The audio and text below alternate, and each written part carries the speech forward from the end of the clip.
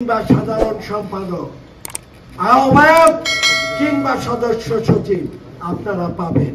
কিন্তু আপনারা যদি ঐক্যবদ্ধ না থাকেন তাহলে হয়তো আপনাদের জন্য অনেক অনেক অনেক কিছু অপেক্ষা করছে, যেটা আপনাদের প্রাপ্য না। আমি আশা করব সবাই ঐক্যবদ্ধ হয়ে আগামী সাধারণ সম্পাদক কিংবা সদস্য সচিব হিসাবে জুনায়েদ আহমেদের পক্ষে থাকবেন। সবাই নেতে আছে, প্রতিবন্ধকতা সৃষ্টি করছে, তাই প্রবাস থেকে এবং দেশ থেকে আমাদেরকে সোচ্চার থাকতে হবে, হুঁশিয়ার থাকতে হবে।